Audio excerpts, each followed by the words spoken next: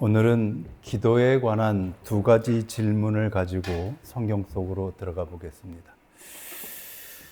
첫째는 하나님은 내 모든 것을 다 아시는 분인데 그런데 기도해야 할 필요가 있는 겁니까? 하는 것이고, 두 번째는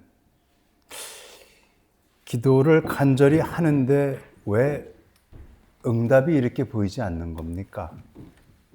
하는 겁니다. 아마도 기도하는 성도들에게는 이 두 가지의 오래된 질문들이 아마 있을 것 같습니다. 그 질문을 성경 속에 물어보고 성경 속에서 그 답을 찾아가는 시간을 오늘 가져보려고 합니다. 첫 번째 질문, 하나님은 나의 모든 것을 다 아십니다. 내 형편, 사정, 과거, 현재, 미래 다 알고 계시는데 구태여 꼭 기도를 해야 할 필요가 있는 걸까요? 기도를 자세히 해야 할 필요가 있을까요? 그저 초간단하게 하나님 다 아시죠? 그러니까 맡아주세요. 이렇게 기도해도 되는 것 아닐까요? 실제로 그렇게 기도하는 분 많은 걸로 제가 알고 있습니다. 제가 아주 오래전에 신앙의 초보자이던 신앙생활한 지 얼마 되지 않았던 그때에 궁금한 게 많았습니다. 그래서 어느 집사님에게 집사님, 기도 생활 잘하려면 어떻게 해야 합니까? 좋은 기도 어떻게 해야 하는 겁니까? 그렇게 한번 물어봤더니 그분이 저에게 이렇게 답을 했습니다. 나는 기도 안 해요. 아주 단호했습니다. 저 기도 잘 못해요. 저도 잘 못해요. 이렇게 하지 않았습니다. 나는 기도 안 해요. 그랬습니다. 그러면서 뭐라고 이야기하느냐 하면 하나님 다 알고 계시는데 뭐 거기다 대고 미주알 고주알 그렇게 할 필요가 있습니까? 내가 말하지 않아도 하나님 다 아셔요. 그래서 기도 많이 하는 것은 어쩌면 하나님을 신뢰하지 못하는 겁니다. 하나님을 믿지 못하니까, 그분의 전지전능하심을 믿지 못하니까 거기다 대고 자꾸 기도하는 겁니다. 교회 다닌 지 얼마 안 되던 저에게 그 말이 얼마나 크게 들렸는지, 평신도 생활하는 동안에 한동안 저는 기도 안 했습니다. 근데 그 말을 그대로 제가 너무나도 그럴듯했습니다. 그것을 다르게 생각할 수 있는 힘이 저에게는 그 시절에 없었기 때문이죠. 그래서 그냥 그렇게 기도 안 하고 살았습니다. 기도하고 안 하고 살았는데도 사라지더군요. 여러분 생각은 어떻습니까? 여러분들은 어떻게 기도하십니까? 그래서 오늘은 이런 질문을 가지고 성경 속으로 들어가 볼 텐데 시편 139편으로 함께 가보시죠.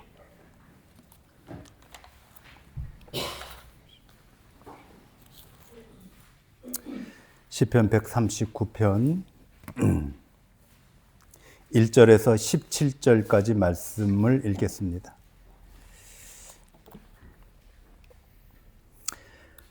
함께 읽습니다. 시작. 여호와여, 주께서 나를 감찰하시고 아셨나이다. 주께서 나의 앉고 일었음을 아시며 멀리서도 나의 생각을 통촉하시고 나의 길과 눕는 것을 감찰하시고 나의 모든 행위를 익히 아시오니 여호와여, 내 혀의 말을 알지 못하는 것이 하나도 없으시오. 주께서 나의 전후를 들으시며 내게 안수하셨나이다. 이 지식이 너무 기이하니 높아서 내가 능히 미치지 못하나이다. 내가 주의 신을 떠나 어디로 가며 주의 앞에서 어디로 피하리. 내가 하늘에 올라갈지라도 거기 계시며 음부의 자리를 펼지라도 거기 계시나이다. 내가 새벽 날개를 치며 바다 끝에 가서 거할지 곧 거기서도 주의 손이 나를 인도하시 주의 오른손이 나를 붙드시리이다. 내가 혹시 말하기를 흑암이 정녕 나를 덮고 나를 두른 빛은 밤이 되리라 할지라도 주께서는 흑암이 숨기지 못하며 밤이 낮과 같이 비치나니 주에게는 흑암과 빛이 일반이니이다. 주께서 내 장부를 지으시며 나의 모태에서 나를 조직하셨나이다. 내가 주께 감사함은 나를 지으심이 신명 막직하심이라. 주의 행사가 기이함을 내 영혼이 잘 아네. 내가 은밀한 데서 지음을 받고 땅의 깊은 곳에서 기이하게 지음을 받은 때에 나의 형체가 주의 앞에 숨기지 못하였네. 내 형질이 이루어지기 전에 눈이 보셨으며 나를 위하여 정한 날이 하나도 되기 전에 주의 책에 다 기록되었나이다.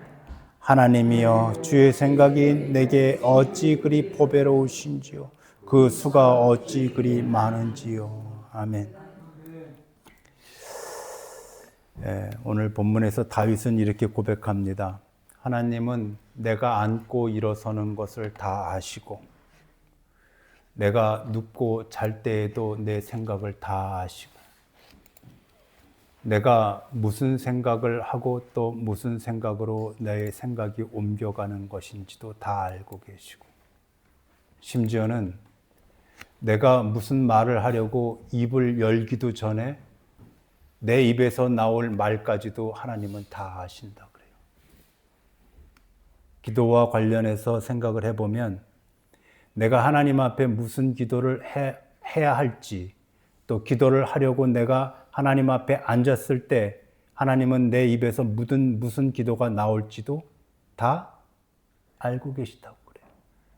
말이 내 혀에 올라오기도 전에 하나님은 다 알고 계시다고 그렇게 말씀하셔요. 그뿐만이 아니죠. 내가 어머니 뱃속에서 착상되기도 전부터 나를 알고 계셨어요. 나의 형질을 다 알고 계셔요. 이쯤 되면 인간의 말이 필요가 없는 겁니다. 하나님은 모든 것을 다 아십니다. 그러면 이 139편의 이 시편은 이렇게 끝나는 것이 맞습니다. 그러므로 하나님, 나를 다 알고 계시는 하나님 앞에 내가 무슨 말을 하리요? 내가 무슨 기도를 할 게 있겠습니까? 나는 잠잠히 하나님 앞에 앉아만 있겠습니다. 나를 하나님이 인도하시기만 하면 됩니다. 나는 내가 하나님 앞에 나의 사정을 쏟아놓을 일도 없고 간절해야 할 일도 아무것도 없습니다. 왜? 하나님은 다 알고 계시기 때문에 그 모든 것들이 필요 없습니다. 이렇게 139편은 끝나야 맞아요. 그런데 다윗은 이 시편 139편을 그렇게 끝내질 않습니다. 반대로 끝냅니다. 하나님이 나에 대해서 모든 것을 아시는 분이시기 때문에 나보다 나를 알아도 더 너무너무 잘 알고 계시기 때문에 내가 기도할 이유가 있는 겁니다. 내가 기도할 근거가 하나님이 나를 잘 알고 계시기 때문에 내가 기도를 할 수 있는 것이다 라고 다윗이 지금 139편에서 결론을 지어요. 23절과 24절 말씀을 함께 보시죠. 시작. 하나님이여 나를 살피사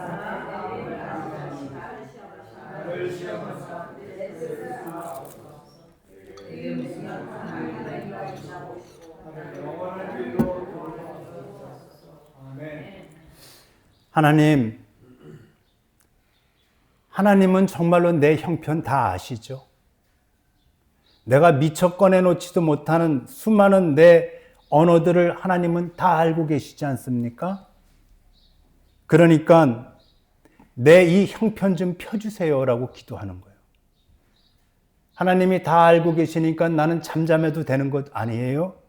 초간단 기도 해도 되는 것 아닙니까? 그게 아니라 다윗은 하나님 다 아시지 않습니까? 그러니까 내가 맡겨요. 나는 믿습니다. 하나님 내 마음 아시죠? 그러니까 내 고백 들어주세요. 하나님, 내가 수시로 하나님을 떠나서 악한 길로 가려고 하는 그 모든 행위와 마음들을 하나님 감찰하고 계시죠? 그러니까 나를 온전한 길로 인도하소서, 나를 영원한 길로 인도해달라고 그렇게 고백하지 않습니까? 결론은 139편의 결론은 그겁니다. 하나님이 나를 너무나도 잘 알고 계시기 때문에 기도할 필요가 없다가 아니라 하나님이 너무나도 나를 잘 알고 계시기 때문에 나는 하나님 앞에 기도할 근거가, 이유가 거기 있다. 이것이 오늘 다윗이 우리에게 들려주는 말씀이에요. 여러분, 이 세상에서 뭐니 해도 가장 소중한 건 뭡니까? 나예요, 나. 누가 돈이라고 그랬어요?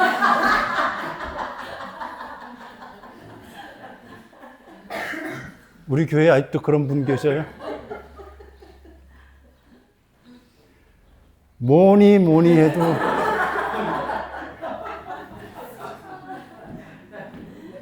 뭐니 은혜가 됩니다. 돈. 뭐니 해도 나죠, 나. 나에게 찾아오는 이 하루가 내가 모르는 사람의 10년보다 귀합니다. 솔직히 그렇습니다, 여러분. 이 하루하루가 모인 내 인생만큼 소중한 것이 없어요. 그리고 내 인생 속에 들어와 있는 내 가족들은 나보다도 더 어쩌면 더 소중한 것들입니다. 그런데 이토록 소중한 내 인생과 내 가족, 내 삶의 시간들을 아무것도 모르는 신에게, 그 빈 깡통 같은 신에게 맡길 수 있겠느냐 하는 거예요.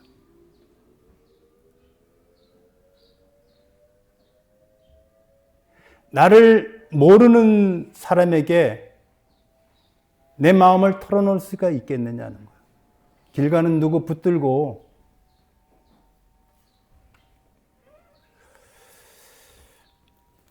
하나님도 그렇습니다. 만일 하나님이 나에 대해서 알 듯 말 듯하고 잘 모르시거나 아니면 잘 기억 못한다면 어떡할 겁니까, 여러분? 그래서 우리의 모든 삶의 이야기들을, 소소한 사정들을 다 그분에게 정보를 다 하나님 이리 와보세요. 이제부터 제 말을 잘 들어주세요. 라고 그렇게 소소하게 다 알려드려야 되는 것이 맞습니까? 그게 기도입니까? 만일 하나님이 그런 일이 있었니? 내가 또 기억이 날 듯 말 듯 하는데 알겠어. 그리고 또 다음에 기도하는데 그랬었구나. 미안해. 하면은 그 하나님한테 기도할 필요 없죠. 그건 하나님 아닙니다.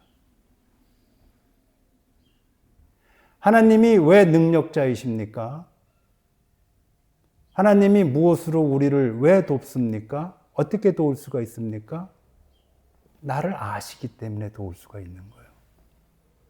나를 모르면 도울 길이 없습니다. 나의 앞날과 나의 과거와 지금의 상태를 모르는데 뭐 갖고 나를 도울 수가 있겠습니까? 하나님이 나를 알아도 나만큼 알아서는 나를 도울 수가 없어요.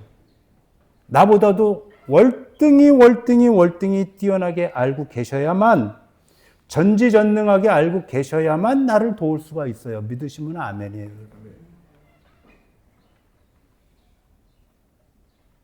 열왕기상 18장을 보면은 제가 여러분들에게 카톡으로 오늘 제가 여러분들에게 말씀드릴 성구를 보내드렸지 않습니까? 미리 한번 읽어보시고 찾아보시면 좋겠다 싶어서 보내드린 것이고요. 열왕기상 18장을 보면 이런 내용이 나오는데 제가 말씀을 드릴게요. 바알신 있지 않습니까? 그 바알신을 섬기는 선지자들 450명이 아침부터 대낮까지 그 바알 신을 깨우려고 별짓을 다 합니다. 깨우려고. 바알 신이요, 들으소서 들으소서 외칩니다. 그래도 이 바알 신이 깨어나지 않으니까는 그 바알 신전 제단 위에서 막 뛰어다니고 춤을 추고 해도 이 바알 신이 깨어나지를 못합니다. 그러자 칼과 창으로 450명이 자신들의 몸뚱아리에 상처를 내서 피를 흘리고 피범벅이 되어서 바알 신 앞에서 뜁니다. 우리가 이렇게 절박하다. 내 사정이 지금 이렇게 이 정도로 절박합니다. 내가 절규합니다. 간절합니다. 라고 하는 것을 그들이 피범벅된 몸으로 보여주는 거죠.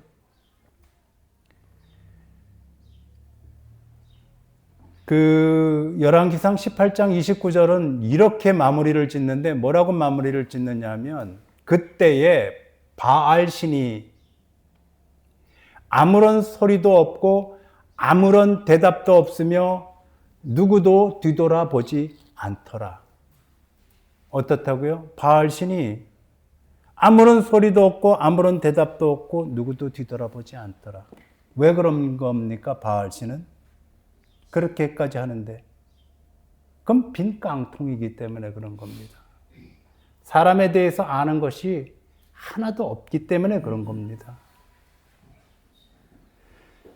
세상의 모든 신들은 자기를 위해달라고 합니다. 자기를 알아달라고 하고 자기의 비위를 맞춰달라고 이야기하죠. 그것이 다 우상입니다. 세상의 모든 것들은 다 그렇습니다. 인간들도 그렇습니다. 나를 알아달라고 하죠. 내 비위를 맞춰달라고 하죠. 자식들도 그렇습니다. 그것은 인간입니다. 오직 유일하게 하나님 한 분만 그렇게 하지 않으셔요. 오직 유일하게 하나님 한 분만 자신을 드러내서 알려주십니다. 그분만이 우리를 알아요. 그분만이 우리를 파악하고 계십니다. 왜? 우리를 돕기 위해서예요. 하나님이 우리를 잘 아는 것은 그분이 대단해서가 아니라 우리를 사랑해주고 우리를 도와주기 위해서 우리를 잘 알고 계시다는 거예요. 그래서 결론은 그겁니다. 그래서 우리는 기도를 어떻게 해야 할까? 안 해도 되나? 아니면 반드시 해야 되나? 반드시 해야 된다는 거예요. 그 집사님 틀렸어요. 그래서 누구에게 가르쳐 주려면 자기 멋대로 가르쳐 주면 안 되는 거예요. 저 그러다 목사 못 될 뻔했어요. 평신도 때 신앙생활을 얼마나 기도 안 하고 살았는지 모르겠어요. 이 시간에도 기도 안 하는 평신도들 상당히 많이 있습니다. 도대체 기도를 어떻게 해야 되는지, 왜 해야 되는지 아무것도 모른 채 일주일에 단 10분도 기도 안 하는 사람들 많을거려 많습니다. 뭡니까? 신앙인입니까? 그렇게 하면 안 되는 거예요. 자기 인생이 소중하지 않다는 증거입니다. 자기 가족이 소중하지 않기 때문에 그렇고 자기 자식 그것이 소중하지 않기 때문에 기도 안 하는 거예요. 소중하면 기도하게 되어 있습니다. 누구에게? 내 모든 인생과 내 가족과 내 삶을 다 꿰뚫어 보고 계신 그 하나님에게 도움을 요청하는 겁니다. 나의 도움은 어디서 올까? 산을 보라. 천지 지으신 나를 지으신 여호와께로다. 나의 도움은 어디서 오나? 하나님으로부터 온다고 하지 않았어요. 천지 지으신 나를 만드신 그래서 그 하나님을 바라보는 거라. 그분이기 때문에 나를 도우실 수가 있다. 아멘이죠, 여러분. 오늘 두 번째 질문은 그런데 우리가 왜 이렇게 하나님 앞에 간절히 기도를 하는데도 응답이 없는 겁니까? 물론 응답이 있을 때가 있습니다. 저는 그런 응답들을 주로 텔레비에서 봐요. 기독교 방송에 나와서 많은 목사님들 간증하는 분들은 어쩌면 그렇게 응답을 그렇게 잘 받아요? 그분들은 나와서 간증할 때 보면은 꿈에서도 무슨 뭐 하나님 간절히 외치면 나타나가지고 이런 음성을 들려주셨다라고도 얘기하고 그런 거 많이 보시죠, 여러분? 보세요. 그러면은, 저런 사람들은 저런데 왜 나는 왜 이럴까? 그분들은 간절히 기도하면 반드시 응답된 것을 가지고 나와서 간증들을 한단 말이에요. 그런데 나는 그렇게 제가 간절하게 기도한 것들이 응답되지 않는 것이 응답된 기억들이 없는 거예요. 여러분들 지금 저나 여러분들 우리 마음에 품고 간절히 기도하시는 것들 있지 않습니까? 근데 그거 언제 이루어질까요? 이렇게 왜 응답이 보이지 않는 걸까 하는 질문입니다. 이거는 신앙생활에 시작하는 사람은 죽을 때까지 가지고 있는 질문일 겁니다. 이 질문 갖고 성경 속으로 한번 들어가 볼게요. 마태복음 7장 7절로 11절까지를 함께 읽어보겠습니다. 신약성경 9쪽에 있습니다. 마태복음 7장 7절로 11절까지 한 목소리로 읽어볼까요? 시작. 구하라 그러면 너희에게 주실 것이 찾으라 그러면 찾을 것이 문을 두드리라 그러면 너희에게 열리리 구하는 이마다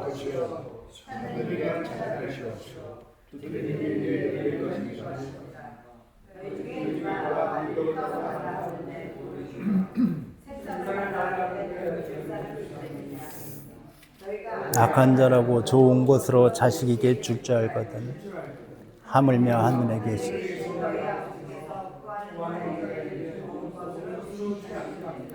아멘. 유명한 말씀이죠. 오늘 우리가 읽은 이 본문을 한 줄로 압축을 하면 이런 말씀입니다. 기도해라. 반드시 응답하겠다. 다시 기도해라. 반드시 응답하겠다. 오늘 읽은 말씀이 바로 그 말씀입니다. 그러므로 기도와 응답은 짝입니다. 응답 없는 기도는 없습니다. 기도와 응답은 동의어입니다. 응답 없는 기도는 세상에 있다 없다? 없답니다. 없습니다. 그래서 응답이 없어도 기도해야 합니다. 오늘 본문은 구하라, 찾으라, 두드리라 라고 말했습니다. 헬라어 원어의 뜻을 보면 계속 구하라, 계속 찾으라, 계속 두드리라로 되어 있습니다.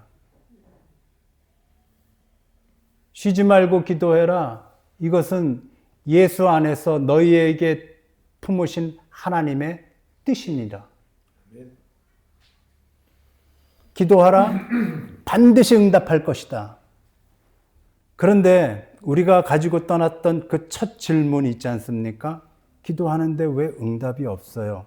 여기서의 두 가지가 충돌하는 지점이 있습니다. 무엇이냐면 우리의 현실은 기도하는데 응답이 없는데 성경은 기도하면 응답하시겠다라고 하는 이 두 개가 만나는 지점. 이게 우리의 고민이죠.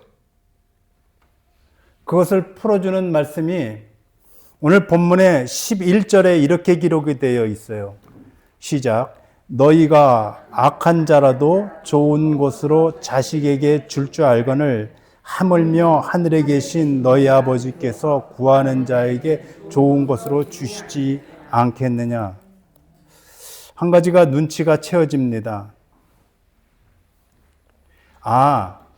하나님은 내가 원하는 모양과 내가 원하는 것을 주시는 것이 아니라 나에게 더 필요하고 좋은 것으로 하나님이 보실 때 합당한 것으로 선한 것으로 다른 것으로 주시는 것이로구나 하는 것을 우리는 이 11절에서 눈치채야 해요. 이 말씀이 그 말씀이에요. 나는 A를 원해요. A. 그런데 하나님은 A를 안 주시고 나에게 정말로 필요한 것이 있다는 걸 아셔요. 그게 B요, C요, D요, E요, F예요.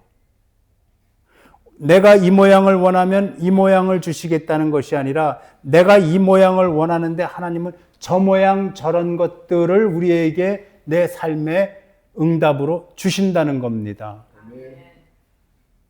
저는 가끔 세수하다 보면 그 비누 냄새가 참 좋지 않습니까? 딸기향 냄새, 사과향 냄새 그런 거 있지 않습니까? 재밌는 생각이 떠올라요. 이 본문과 관련해서. 어린아기가 그 딸기향 비누를 갉아먹으려고 붙잡았어요. 그 아이의 소원은 딸기향 비누 갉아먹는 거예요. 그런데 하나님이 그거 안 줘요. 부모가 안 줘요. 그거 뺏어버렸어요. 그러니까 그 어린아이는 감사하다 그래요? 울어요? 난리 개난리를 치는 거예요. 그놈이. 바로 그거예요. 우리는 여전히 딸기향 비누가 필요한 거예요. 그거 갉아먹겠다고. 근데 하나님은 그거 아니에요. 딸기향 비누를 뺏고 진짜 딸기와 진짜 사과와 다른 것들로 우리에게 주시는 것이 하나님이 우리에게 주시는 무엇이다? 응답이다.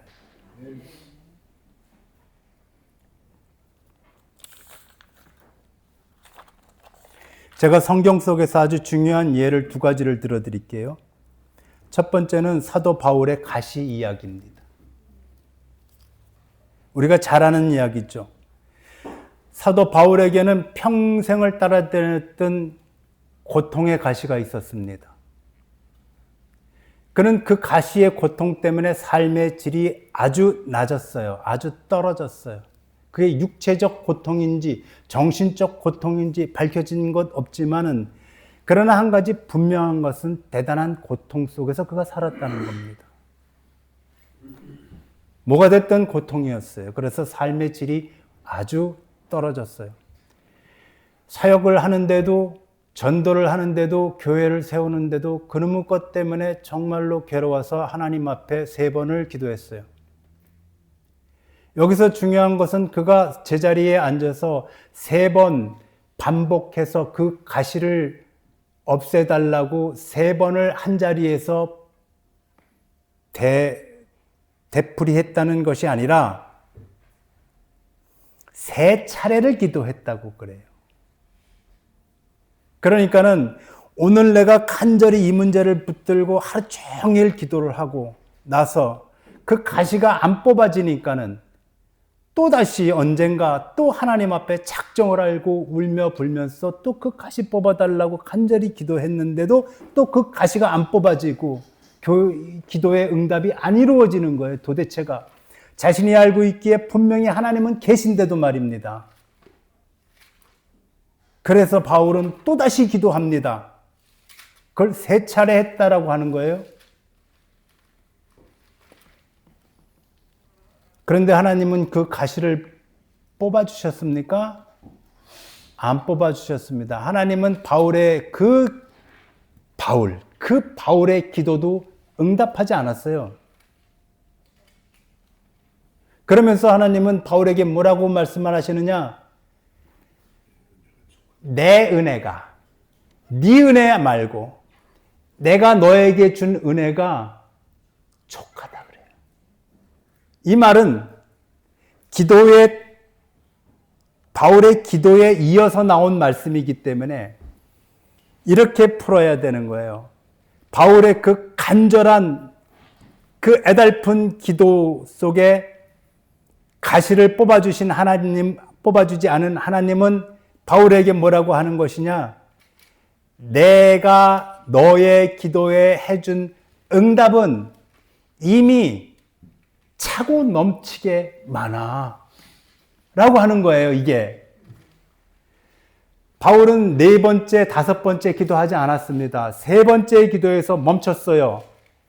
하나님의 음성을 듣고 나에게 주신 하나님의 그 응답이 너무나도 많다는 거예요.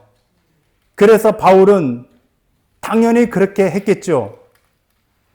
뭐가 응답이었을까? 응답을 주셨다는데, 가시는 그대로 있는데 뭘 나에게 응답 주셨다는 것일까? 자기의 인생과 자신의 삶 주변을 뒤돌아봐요. 우리가 아는 것처럼 하나님은 그 바울을 셋째 하늘까지 데리고 갔어요. 성경에서 셋째 하늘은 우리가 도착할 낙원입니다. 살아있는 바울을 하나님이 끌고 올라가셔서 낙원을 보여주셨어요. 여러분은 여러분의 삶의 고통 가운데에 그것을 붙들고 기도하는 가운데에 있을 때에, 그것 때문에 죽을 것 같을 때에 하나님이 여러분들을 데리고 낙원에 가서 그 기가 막힌 낙원, 바울은 말로 표현할 수 없다고 말했어요. 그것을 보여주었다고 했을 때, 내가 이 땅에서 이 하늘 아래 저 땅에서 가지고 살던 그 가시가 여전히 그래도 커 보일 것 같습니까?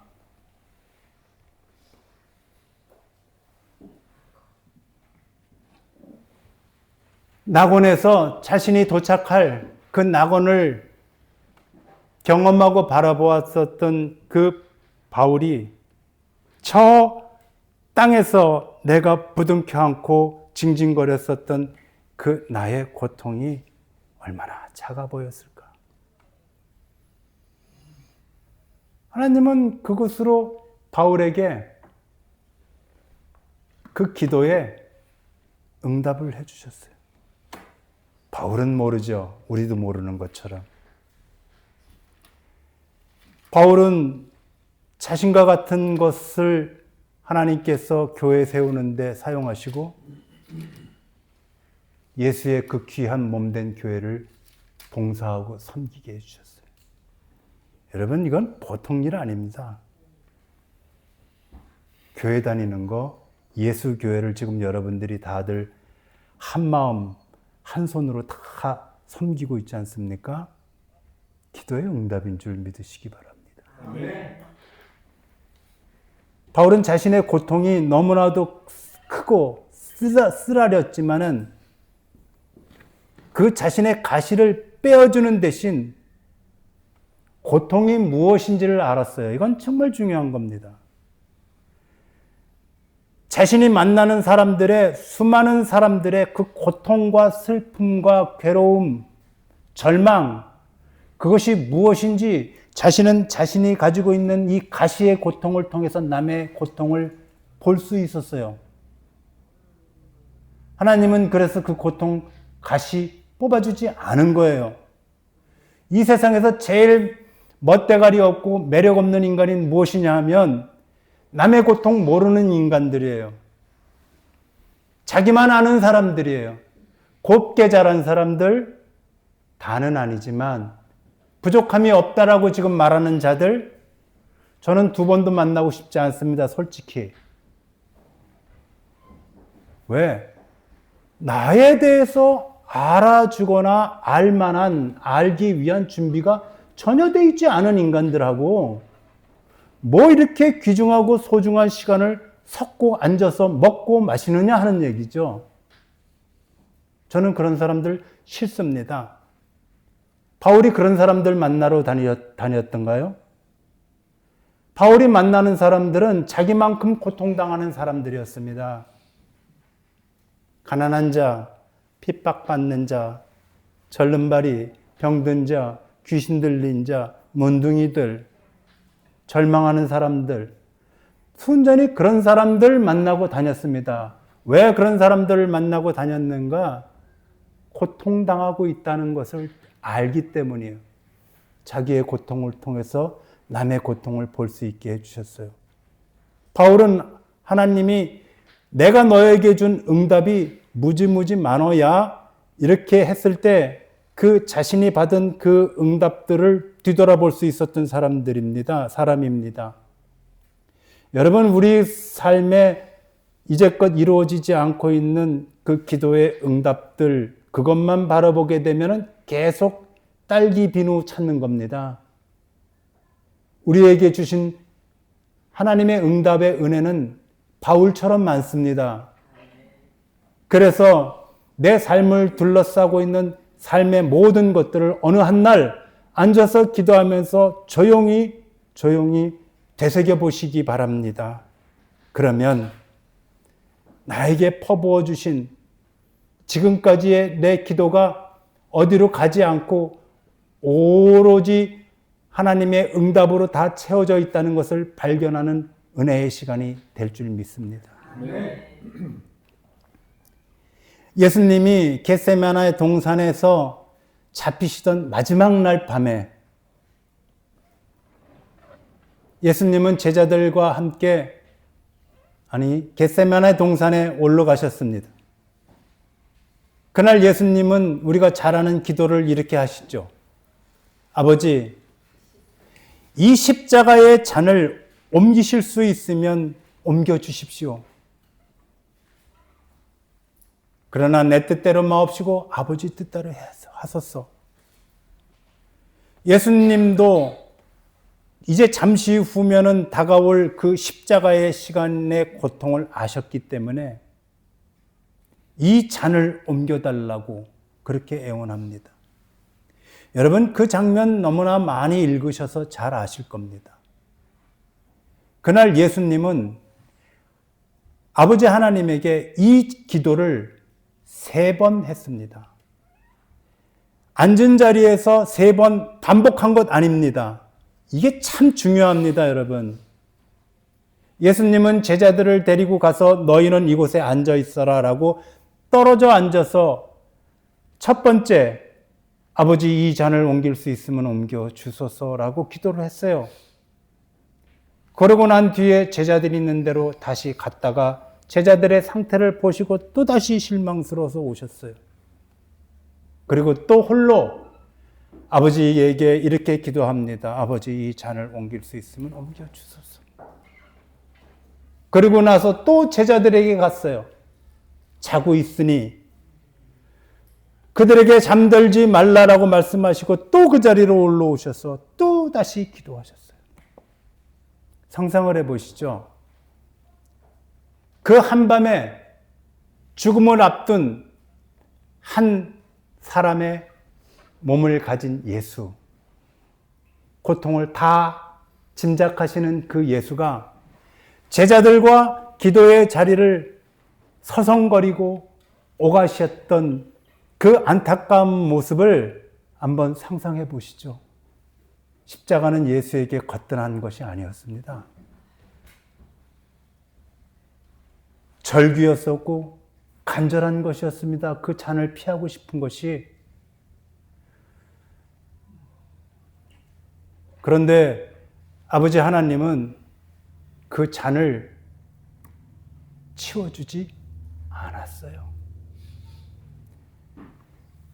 기도가 응답이 안 됐어요.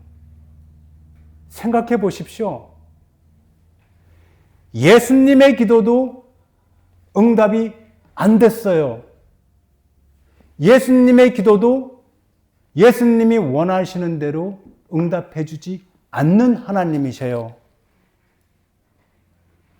내 기도를 하나님이 반드시 응답하셔야 된다라고 어거지 쓰고 응답 안 되면 하나님으로부터 돌아서는 인간들은 도대체 뭐죠?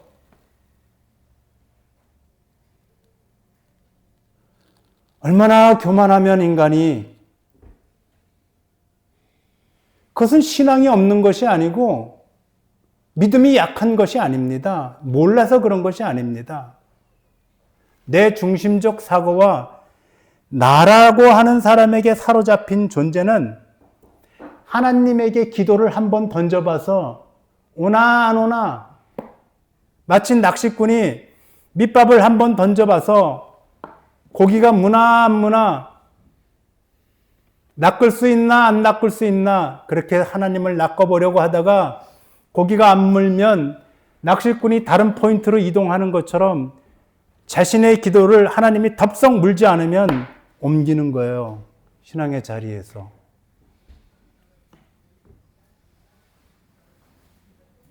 예수님의 기도도 하나님이 응답하지 않았다.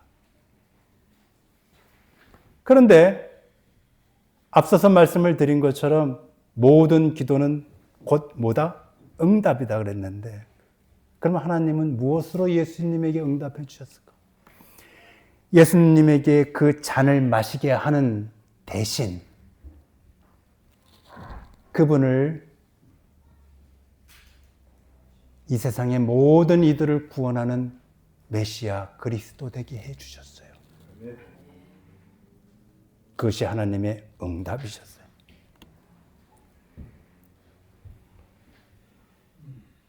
그 잔을 마시게 하는 대신, 그리고 죽게 하신 대신 예수를 부활의 영광으로 삼아주셨어요.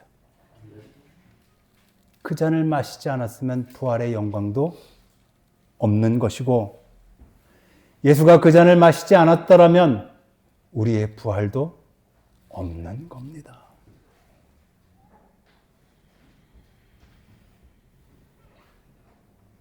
예수가 그 잔을 마심으로 인하여 누구도 넘볼 수 없는 뛰어난 이름, 왕의 왕 되어서 이 시간에 우리와 함께 계실 수 있는 거 믿으시면 아멘입니다.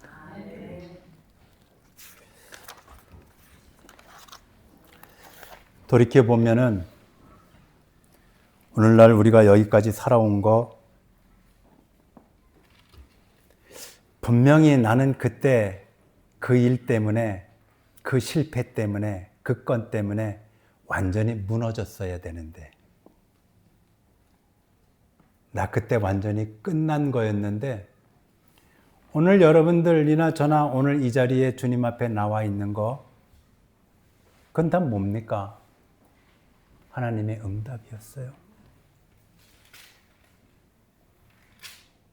나는 알량한 거 요거 하나 붙들고, 여기 쓰시면 이거 하나 붙들고, 요거 모자라면 요거 하나 붙들고 하나님 앞에 간절히 기도한다라고 했지만, 하나님은 내 인생의 통째로 알 수도 없는 수많은 응답들을 주시면서 오늘날 이 자리까지 우리를 이끌고 와주셨어요.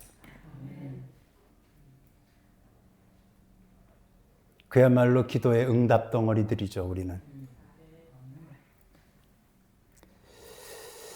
그래서 결론은 이겁니다. 우리 모두 하나님 앞에 더욱더 기도하십시다. 그리고 여러분, 조그만 노트에 이제껏 내가 잊고 있었던, 뒤로 밀어놓고 있었던 기도의 제목들을 다시 한번 찾아서 촘촘히 번호를 매겨가면서 다 적어 보십시오. 그리고 꼼꼼하게, 자세하게 그 하나님 앞에 그 기도를 다시 회복시키십시오. 그러면 하나님은 반드시 우리에게 응답해 주실 겁니다. 그러한 은혜가 우리들에게 있기를 간절히 원합니다, 여러분. 오늘 말씀 기도는 두 가지입니다. 첫 번째는 그겁니다. 내 모든 것 아시는 하나님 계시기 때문에 나 너무 든든합니다. 그래서 내가 기도할 수 있습니다. 나의 기도를 다시 회복시켜 주십시오. 하나님 앞에 더욱 자세히 내 마음을 열고 쏟아놓게 해 주십시오. 저의 기도를 회복시켜 주십시오. 기도하겠습니다.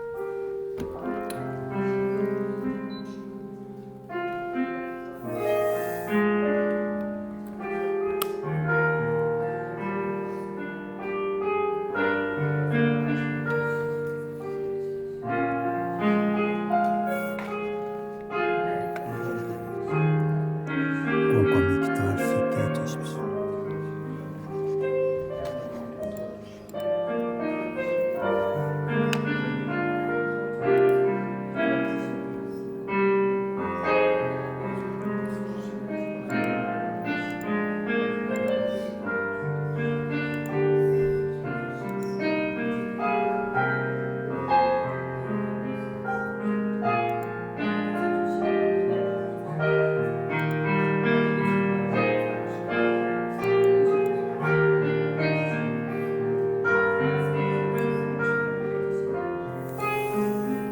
아버지,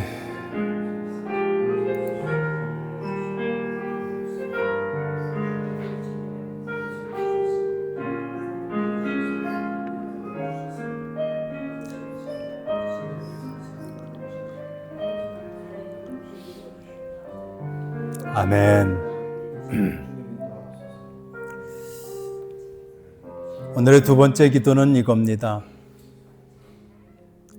그동안 기도에도 응답 없어서 스스로 지치고 힘들어서 포기했었던 기도의 제목들이 많습니다, 아버지. 이제 다시 시작하겠습니다. 반드시 응답하신다는 것을 이제 알았으니, 더 좋은 곳으로 응답하신다는 것을 이제 알았으니, 마음 먹고 다시 주님 앞에 꼼꼼하게 기도해 나가기 시작하겠습니다. 우리 이렇게 다짐하는 기도를 드리기를 원합니다.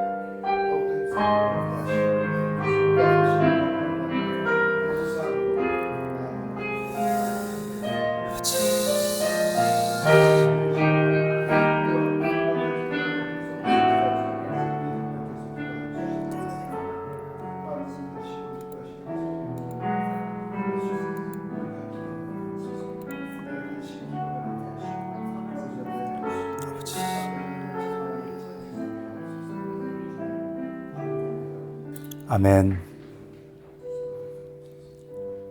거룩하신 하나님, 언제부터인가 이 땅의 기독교는 기도보다는 말이 많아졌고 자신들의 주장이 구호가 거리를 뒤덮고 있습니다. 잠잠히 가슴으로 기도하는 성도들보다는 성경의 지식으로 생각하고 판단하려는 머리의 성도들이 목소리를 드높입니다. 하나님이 나를 얼마나 잘 알고 계신지에 대한 신뢰가 아니라 내가 나를 얼마나 잘 알고 있는가를 믿다 보니 기도도 사라지고 간절함도 사라져가는 이 시대 속에서 우리 예수교회가 서 있습니다. 우리 예수교회가 기도의 신앙을 다시 되찾을 수 있기를 이 시간 간절히 빕니다. 말의 길이를 줄이고 기도의 길이가 늘어나게 하시고 생각의 숫자를 줄이고 기도의 제목들이 늘어나게 해 주십시오. 나의 생각하는 것보다 더욱 크고 좋은 것으로 응답하시는 하나님, 그 응답으로 우리의 인생을 채우시고 그 덕에 이만큼 우리가 살 수 있었습니다. 결코 그 은혜를, 그 응답을 잊지 않게 하옵시고 하나님 앞에 더욱더 기도하는 교회가 되어 우리의 삶이 응답으로 가득한 복되고 아름다운 삶이 되게 해 주십시오. 기도의 중보자가 되시는 예수님의 이름으로 기도드렸나이다. 아멘.